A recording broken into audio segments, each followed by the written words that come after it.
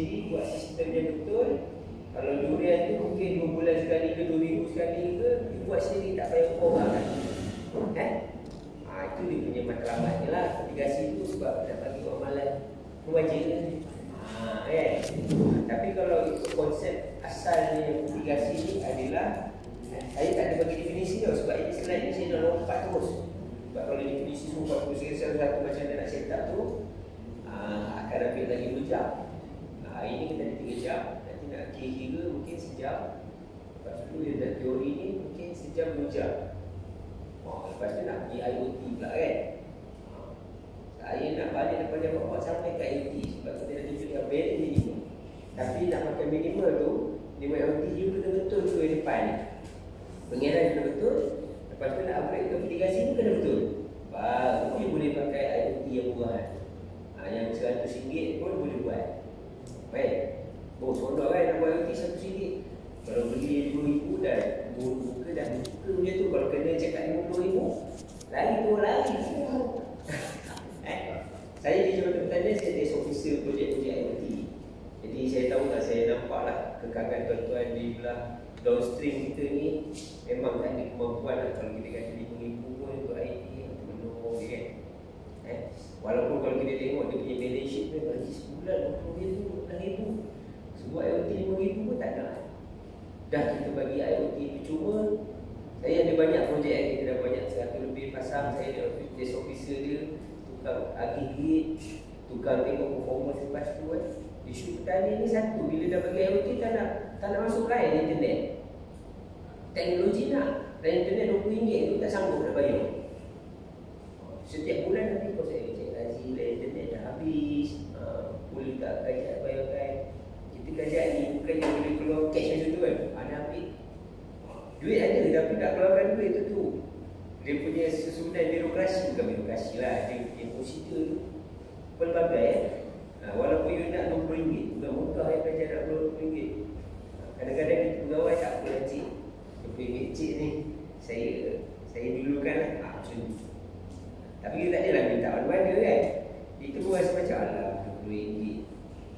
Kadang-kadang kalau isu tu berbangkit, sikit-sikit datang ofis kan, tak lah juga. Okey, sesi baby habis. Okey, kita pergi kat ni. Mitigasi tu sebenarnya, apa yang tuan-tuan kena faham adalah cara tuan-tuan nak bagi baja kepada pokok tuan-tuan melalui sistem pengeran yang semalam tuan-tuan desainnya. Jadi baja yang tuan-tuan kena pilih nanti adalah baja yang mesti larut dalam air. Kalau tuan-tuan pergi kedai beli baja, pastikan dia tulis itu soluble. Tak ada soluble, bukan baja larut air. Jadi kalau bukan baja larut air, adalah beberapa baja yang tak ada berselarut tu masih lagi boleh masuk dalam sistem lah. Tapi kalau tak larut air, tak payah pakai lah. Nanti you punya penitik tersumbat lah, penerja tersumbat, jadi macam-macam isu lain Jadi kalau boleh cari baja yang 95% soluble, itu dia punya konsep yang pertama. Baru boleh kita tengok bab mitigasi. Tapi sebelum pergi mitigasi ni, sebab mitigasi ni sebenarnya dia dah masuk level precision irrigation sebenarnya. Jadi precision irrigation tu, kalau yang sekarang ni tuan-tuan baru dengar, kalau di dunia kita dah advance dah. Dia ada divisive irrigation. Semalam saya dah cerita kan. Divisive irrigation tu dia masuk ke lima baja dah lain Kita baru nak pergi yang ni. Hampir tepat lah, bukan precision sangat. Kita baru nak pergi, kita kontrol air lah, kita bagi, kita tak bagi sesuka hati lah, maksudnya macam tu. Jadi nak bagi baja ataupun air dengan precision ni, maklumat pertama yang tuan-tuan kena ada adalah ni lah, keperluan air tanaman. Apa itu dia kan? Keperluan air tanaman tu sebenarnya adalah berapa banyak air yang tanaman tu perlu untuk dia membesar. Dia ada peringkat ni. Membesar tu maksudnya kalau dalam kategori membesar, dia ada dua kategori. Membesar vegetatif, lagi satu membesar buah. Satu lagi dia ada membesar yang untuk berbunga, berbuah tu, saya lupa nama dia. Dia ada nama term Kalau vegetatif ni dia nak membesarkan daun, batang, akar tu. Satu lagi pembesaran adalah pembesaran yang dia bagi ada satu phenological stage. Stage yang okey, musim dia kita nak suruh dia berbunga, kita kena bagi water stress. Kita nak jaga supaya buah tu tak gugur, okey, kita bagi air yang cukup-cukup je, tak boleh over. Kita nak bagi pokok tu betina mengeluarkan hormon yang betul. Itu pun semua kita kena kontrol peringkat tu, phenological stage. Setiap tanaman dia ada phenological stage dia sendiri. Jadi saya tak tunjuk semua, saya tunjuk sikit. Jadi yang lain itu ikut pembacaan tuan-tuan selepas ni lah. Cuma konsep dalam nak kira keperluan dari tanaman ni, dia ada dua konsep. Cuma konsep yang kita bawa hari ni saya campur lah, campur. Satu konsep yang ETO ni, dan last sekali keperluan dari tanaman tu adalah ETC lah. ET, nanti saya terangkan apa itu ETC, apa itu ETO. Yang ini menggunakan konsep environment. Environment yang kita ambil itu dia ada 4 data lah, dan data suhu, kita ada data temperature, hujan dan juga cahaya matahari. Dan daripada data tu kita akan masuk 40 formula, dia akan produce satu je nilai 40 formula. Saya cakap produce data ni pula dia ada 2 kategori dia boleh bagi kat tuan-tuan. Satu dalam bentuk mm per hari, berapa banyak air dalam bentuk kita tak belajar lagi convert tu nak jadikan berapa liter. Nantilah itu tuan-tuan kena pergi advance. Tak payah advance lagi lah, dia fahamkan dulu. Satu lagi dia akan bagi per jam. Dia boleh produce 2 data. Dan di Malaysia kita tengah develop satu ETO map yang lepas ni nanti tuan-tuan boleh buka je map tu on the way. Saya rasa dalam 2-3 tahun ni tuan-tuan dah boleh dapat ETO ni. Nanti ETO tuan-tuan tinggal kali je KC factor ni. KC factor ni apa? Dipanggil, nama panjang dia adalah coefficient of KC crop coefficient. Dia satu nilai yang tak ada unit. Jadi crop coefficient ni nanti saya bagi surface dulu. Dia adalah nilai itu antara 0 sampai 1.2, 1.3. Tapi dia menggambarkan growth rate tuan-tuan. Dia mengikut hari, dia akan bagi nilai. Contoh pokok biji hari 1 sampai 2 minggu dia akan bagi coefficient 0.3. Jadi kalau tuan-tuan ada nilai satu nilai ini ETO, contoh ETO ni biasa kalau kat Malaysia kita pakai 5.4. Antara 5 ke 6 lah. Tapi biasa kita ambil tengah 5.4. Kalau tuan-tuan punya pokok kecil, tuan-tuan kali je dengan 0.3. Tuan-tuan akan dapat satu nilai keperluan air tanaman dalam bentuk mm per day. Kalau ETO ni diproduce dalam mm per jam, nilai kat sini akan dapat mm per jam. Okey, itu mengikut soal mana saya nak bagi dia di step Jadi kalau pokok besar kita biasa akan pakai ETO 1. Kalau pokok tu tentu dia nak berbunga, nak membesar, nak bagi cantik nak jaga dia punya buah semua, kita akan pakai ETO 1.3. Mana pada condition air yang lebih sikit. Tinggal kali ETO, tuan-tuan akan dapatlah keperluan air tanaman ni. Baru dah dikeluar tanaman ni, barulah selepas tu tuan-tuan boleh next time nak pilih perancis apa. Lepas tu tuan-tuan boleh buat irrigation schedule. Tuan-tuan boleh tahu dah, okay, kalau tuan-tuan ada yang penting, tuan-tuan boleh tahu air itu nak bagi berapa hari, berapa banyak sehari. Kalau tuan-tuan ada nilai per jam, tuan-tuan boleh predict dah. Selepas 3 jam daripada ni, setiap 3 jam, berapa banyak air nak bagi. Nanti tuan-tuan akan dapat satu pattern lah. Mengikut growth begitu, lagi detail lah. Barulah itu dinamakan precision farming. Okay. Jadi dalam tuan-tuan nak kira keperluan tanaman, dia ada ni 5 faktor utama ini yang mempengaruhi, sebenarnya mempengaruhi dekat sini, KC. ETO ni dipengaruhi oleh environment tadi tu ada 4 yang ada 40 formula tu ada 4 data tu pertama. Tapi yang 5 faktor ni yang mempengaruhi dekat KC ni, crop coefficient. Dia ada crop coefficient, ada zona semua. Jadi istilah hari ni yang tuan-tuan kena familiar adalah evapotranspiration. Evapotranspiration ni asalnya adalah daripada perkataan ada 2 lah. Satu evaporation, satu lagi transpiration, tapi bila dia gabung dia jadi evapotranspiration. Jadi evaporation ni kalau bahasa Melayu ni pemejar luapan, maknanya air itu tersedia daripada, kalau di tanaman daripada tanah. Tapi kalau air yang hilang daripada tanaman dipanggil transpiration. Jadi dua benda yang hilang daripada tanah dan juga tanaman ini yang kita perlu gantikan. Kita perlu gantikan dia, itu yang kita panggil irrigation, pengairan. Pengairan itu diperlukan untuk tompak balik air yang hilang di tanah lah. Sebab evaporation dan transpiration ni mostly dia akan sedut air daripada tanah ataupun di sekitar root zone ni. Baru ada peranan root zone kat situ. Nanti kita akan tengok root zone macam mana. Dan selain itu, siapa lagi yang tompak air di root zone ni adalah hujan lah. Jadi di root zone ni, apakah kandungan yang ada dalam root zone ni? Tanah lah. Lepas ni baru kita belajar sikit pasal tanah. Sebab yang nak simpan air untuk pokok ni adalah tanah. Jadi kita kena belajar sikit pasal tekstur tanah, chemical tanah. Memang banyak lagi pasal tanah tu, tak kata kita. Tapi kita ambil yang fokus je. Sebab ada sikit pasal kan. Kita kena tahu sikit pasal tanah. Dan kita kena tahu sifat-sifat tanah ni. Satu, tekstur kena tahu. Lepas tu sifat tanah lain dia ada infiltration rate dia lagi. Lepas tu dia ada fill capacity dia. Fill capacity apa pula dia tengok kan. Ada melting point dia. Lepas tu kita nak tahu macam mana air tu, bila kita bagi air ni sebenarnya dia bergerak macam mana dalam tanah tu. Sikit lah ni untuk introduction tuan-tuan. Jadi hari ni sebelum irigasi tu kita tengok pelayan tanaman, tapi kita kena tengok ni semua. Cukup 4 media tanaman ni. Kalau dekat dunia ni, yang sekarang hari ni saya tunjuk tuan-tuan banyak ni pakai tanah.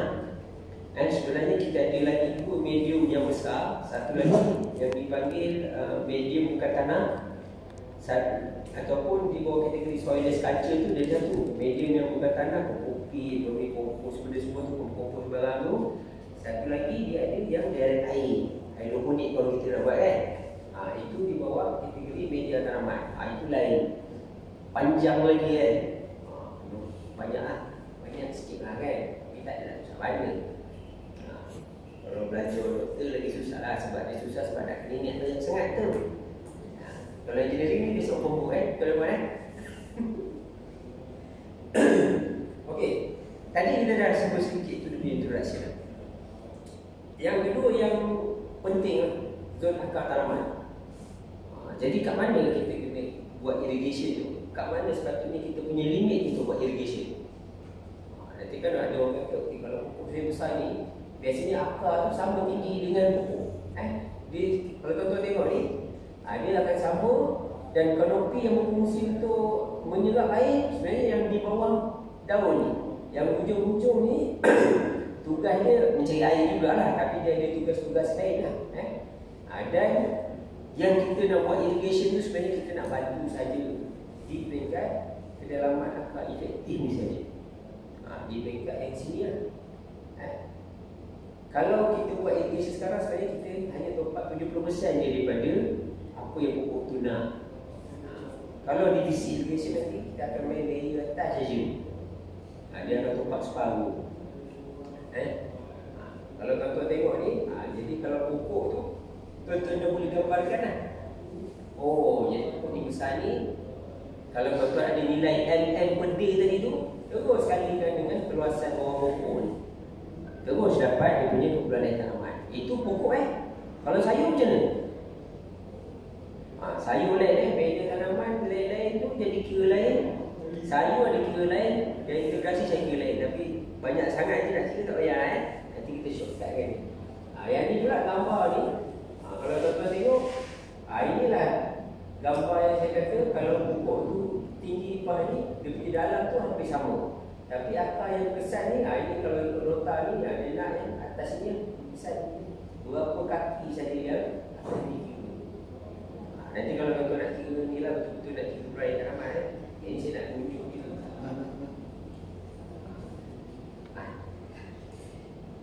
Nanti dulu nanti awak opening. Sebab saya dah pernah lah buat kursus peraih tanaman tu. Saya rasa saya seorang je lain faham. Dia susah sikit dia complicated Jadi yang kita nak faham tadi tu adalah kondisi tanah tadi ni. Sebab dia yang simpan air. Jadi di dalam kondisi tanah ni, dia punya faktor variable atau parameter yang biasa orang semak adalah dia punya moisture content. Bahasa Melayu dia kelembapan air tanah. Itu yang normal orang akan buat lah. Itu adalah faktor pertama yang tuan-tuan sebagai petani kena mahir untuk menilai kelembapan air tanah ni. Kelembapan tanah lah, bukan kelembapan air, kelembapan tanah. Kalau tak boleh nak menilai, memang belum sampai lagi lah Kena cari lagi khusus untuk menilai. Rasa khusus ni adalah sikit supaya tuan-tuan boleh menilai. Jadi kalau tuan-tuan tengok dia ada dua anak panah sini. Satu kat sini dia kata soil water content dalam bentuk ratus. Soil water content ni bermaksudnya kandungan air dalam tanah. Kalau dia pergi ke depan, bermaksud air dalam tanah tu lagi banyak. Kalau lagi satu dia ada soil thickness, kedalaman ataupun ZR ni, zon akar. Lepas tu dalam soil water content ni ataupun kelembapan tanah ni, dia ada istilah yang tuan-tuan kena tahu ni. Hygroscopic water, capillary water, gravitational water. Yang ini semua water. Maknanya sifat air itu yang dalam tanah. Hygroscopic ni bermaksud air itu ada di tanah, tetapi air itu tidak boleh diserap oleh pokok disebabkan air ini, kalau ada gambar air yang saya hitam gelap ni, sebenarnya air. Saya boleh cerita mampuan ni. Air itu dia melekat terlalu kuat ataupun tarikan cohesion dia antara tanah dan air terlalu kuat sampai pokok ni dia tak boleh sedut.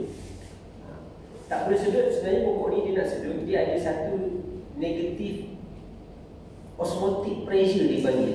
Yang pokok ni dia tak boleh lebih daripada tu.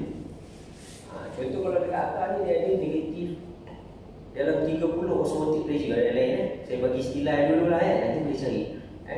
Jadi bila hygroscopic water ni dia punya negatif dia melekat ni terlalu tinggi, dia akan jadi 1500. Memang pokok ni tak boleh nak sedut air. Walaupun tuan-tuan rasa ada air di tanah, tapi air tu tak boleh dipakai oleh pokok. Yang kedua, tuan-tuan kena tahu istilah capillary water.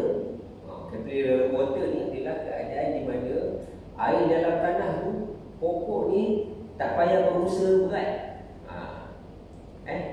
Cukup dia punya kondisi lembab, pokok tu tak perlukan energi yang banyak, boleh dia sedut air.